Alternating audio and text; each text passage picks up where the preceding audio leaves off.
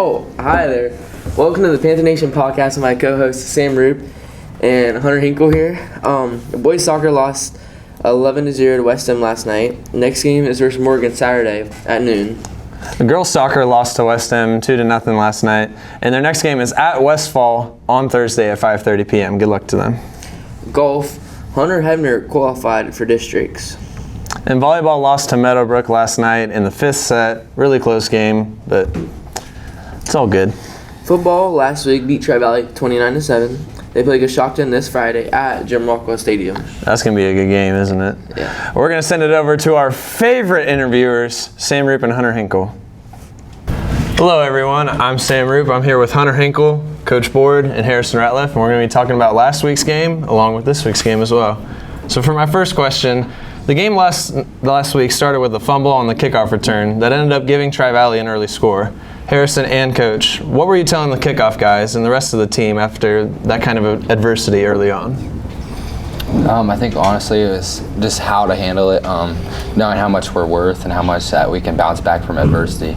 A lot of teams would break in that situation right off the rip, but our team is strong with momentum and stuff, so once we get the momentum our way, we'll keep going. And momentum you guys did get. How did you both help the team refocus and turn that momentum around?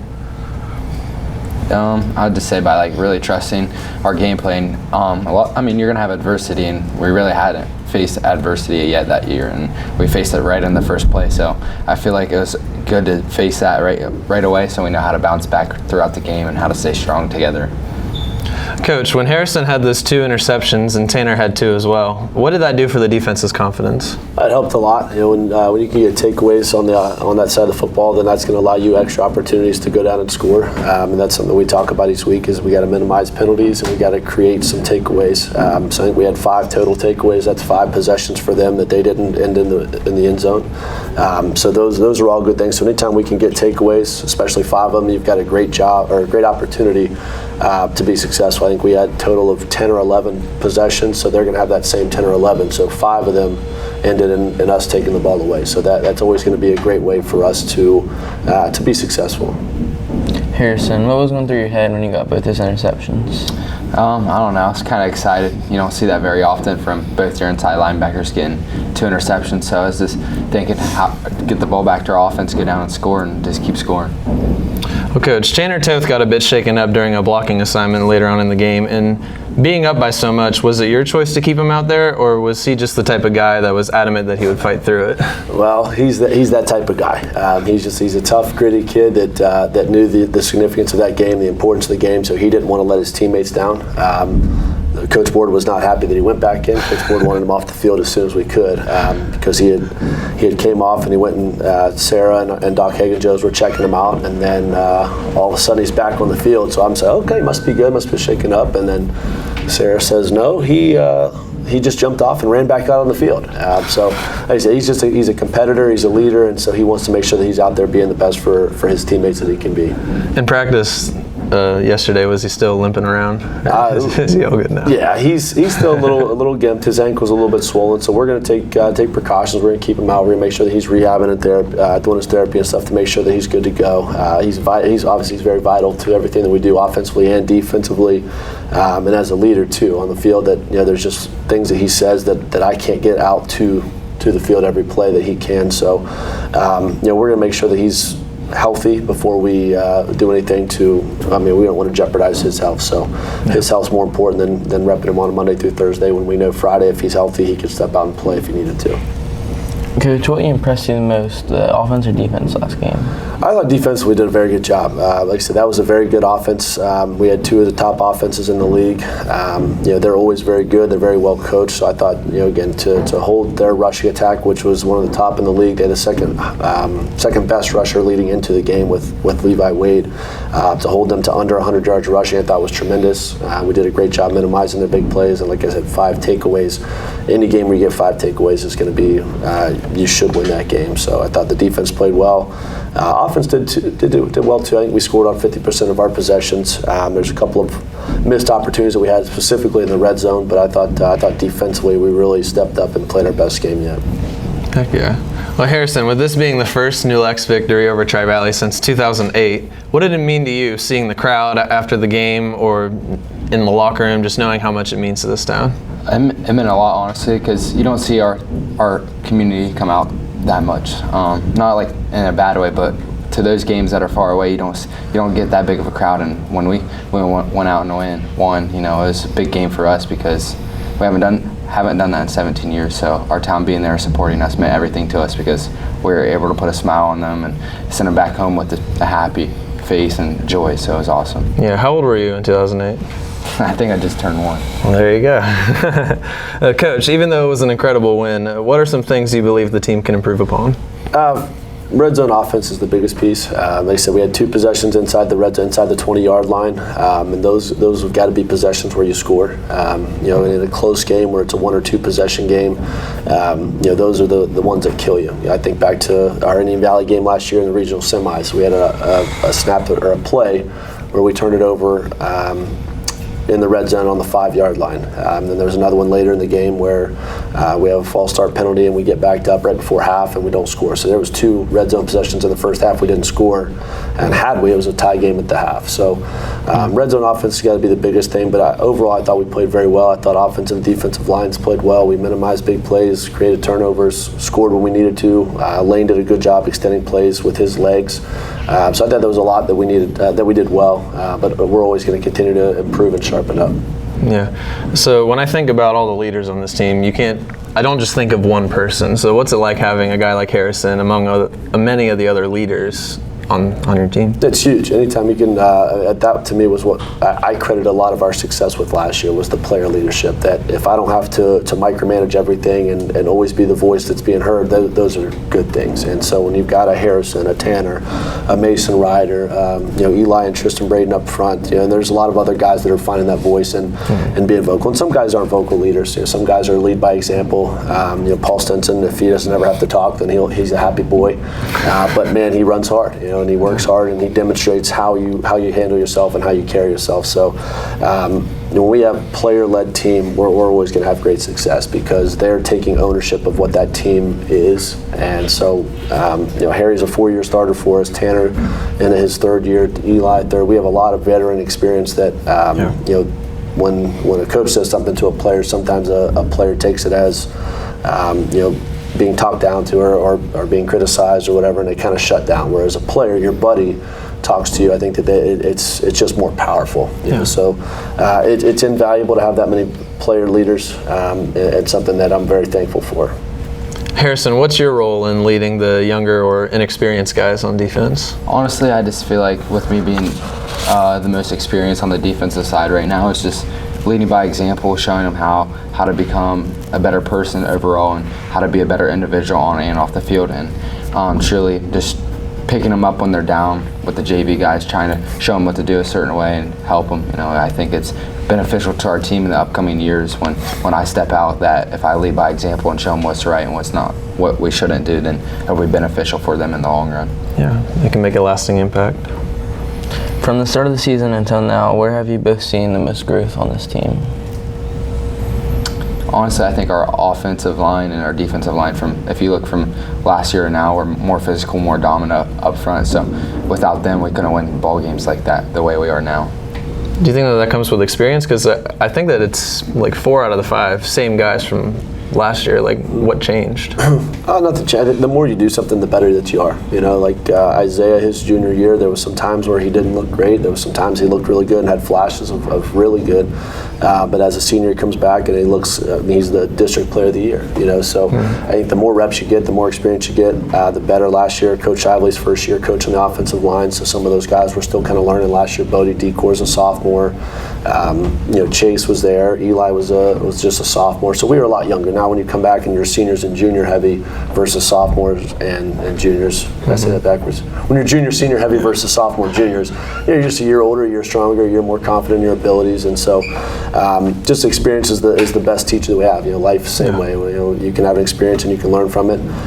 So I think those guys saw what worked for us, what they did well, but those guys are really taking pride in themselves. But there's a lot of other guys that are first year guys stepping in. I've seen a tremendous amount of growth in those guys. Carson McCoy's, Elias Neely, Paul Neely playing offensive line for us, Terrell King. There's a lot of guys that are stepping into some of those roles that we had shoes to fill, and they're filling them nicely. So I think overall our team is growing and getting more confidence each week. What's been the most memorable moment of the season for each of you so far? Honestly, I would say the whole year, because of how much we have gotten closer and brought joy to our team, and just being happy to be at practice together and learn and get better. But like, if we're saying like win, probably Tri-Valley, because we haven't done it in 17 years. Yeah, I would say Friday, just because I think where we've gotten to as a program, if a mistake happens, if adversity happens, I think we're doing a much better job of handling it. And again, I feel like when I first got here, it was if something bad happened, we kind of heads hang. We lose our momentum. And so when you have the first play of the game, you win the toss, you take the ball, and you fumble it, and they score 5-6 plays later. Then you go down and they stop you on fourth down, so you're 0 for 2 on your first 2 possessions. It would be very easy for a high school kid to kind of like, oh shoot, and I think that just the player leadership that we have and the resolve that we have with our young guys and experience, that we can step up and say it's okay, like we have a long time to play, that we can bounce back from that. I thought that was the most special for me, to be able to see. I mean, a win is always good. Win's a great thing, but when we face a little adversity and battle back through that, and they stay together and pick each other up, that to me as a coach is what it's all about.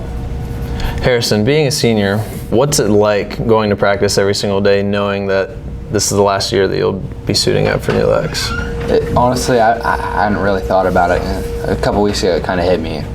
Just like, this is my last run with my friends I've grown up with, the guys I've taken under my wing, hanging out with Tanner. Like, I'm not going to have another year of that next year. So it's been memorable, but I'm taking it with a grain of salt, because I'm just going to learn from it and keep going on, and it's just exciting. Yeah. Well, what's one thing that you're both excited about heading into Friday night's matchup? I mean, just to get to 6-0, I feel like that's the most exciting thing, is another one on the board, and just to go prove that we're the most dominant team in the league. Yeah. So what has film shown so far as you both prepare for Coshocton? Does practice change at all depending on the opponent that you play? No, we have our same kind of outline of what we do each day. Yesterday was an offensive day. Today it'll be a little offense, a little defense, some special teams. Tomorrow will be our heavy defensive day. Then Thursday's just a walkthrough where we're mentally preparing for Friday. So today we're gonna walk through some of our stuff from offense that we did yesterday, kind of go back over how we want to open the game, what defensive looks we're going to get to, the basic formations that we're going to use. Then defensively today we're going to take a look at their top 3 formations, what their top plays are, and we're going to kind of go through those and really hammer in what the meat and potatoes of it is. And then tomorrow we'll add in some of the other things. Some teams do a couple of different things, that they do a lot. So I mean, if a team scouts us and breaks down the film, they're going to say, hey, on this down and distance, these are the plays they go to, so they're going to rep those. These are the plays that they've ran 70% of the time. We need to rep that, versus some of the ones you've only seen 1 or 2%. Those aren't what you spend a lot of time on. So today we'll spend a lot of time on what their meat and potatoes is. Then tomorrow we'll add in the garlic bread and the asparagus and the dessert, Hinkle, you know what I'm saying? So it doesn't change. Offensive and defensive schemes are going to change week by week. So the only thing we really have to change is what are how are we fitting this run play? How are we defending our linebackers and DBs, getting into that call? How we're blocking certain fronts versus this week is a 4-man front. Last week was a 4-man front. Next week might be a 3-man front. So there's going to be simple nuances that change week to week, but for the most part, our overall game plan is going to stay the same. So Harrison, what are you watching for most from their offense?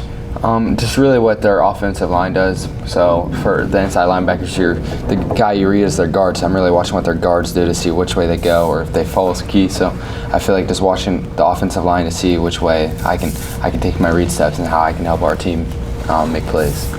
So Harrison, has there been any smack talk this year from Coshocton? Because just in my experience playing basketball, they've always kind of had that kind of demeanor. So I'm wondering if it's the same for football. Not that I've known yet. I mean, I'm sure it's coming. About Thursday, I'll probably be online on a bar stool or something. They'll be talking crap, but I don't know. I kind of just block it out, and if they say something, just let our actions show. Yeah, Coach, what kind of mindset do you tell your players, especially with all the online stuff that happens nowadays with bar stools? No, it's a little tougher to manage, that's for sure. It used to just be like you could it was whatever was in the newspaper was all that was there. You know, now there's Snapchat, there's Instagram, there's Barstool, there's Twitter or X. You know, so it's tough to talk about everything. We always just kind of resort to, you know, let's let our play do the talk. You know, let's not. There's no sense in providing locker room material for anybody or billboard material or put somebody out in a position where you know they're out to get them for whatever reason. You know, so we're going to let our play do the talking. We're going to make sure that we're focused on our job. You know, if somebody says that you're this or that, that's great. Let's go prove them right or wrong. But we don't get too caught up on stuff that's said through any of those outlets. I don't even really pay much attention to it. I'm very rarely on social media outside of Twitter, and that's usually just to see what silly stuff's going on in the world. All right, Coach, how does this game affect your postseason plans? It's one of our major goals. So our goals each year are we want to win week 1, we want to win the small school division, we want to beat our rivals, we want to go to the playoffs. So this hits, you know, a chance for us to be 5-0 in the small school division, which allows us to really be in the driver's seat for a small school title. So this is our second small school game. We're 1-0 right now. So this would allow us with a win to be 2-0 and really be in the driver's seat and control our own destiny. A win this week, I believe, would lock up a home playoff game for us week 11 or 12. Just to kind of lock in, I think we're sitting in a good spot right now. So all those things are going to add up. If we take care of business each week, then we're going to get where we want to be at the end of this season. Well, tune in this Friday on South 60 Films on YouTube to watch the Coshocton Redskins take on the new Lexington Panthers, who are undefeated. Thank you so much, Harrison and Coach, for joining us, and thank you for watching. Thanks for having us.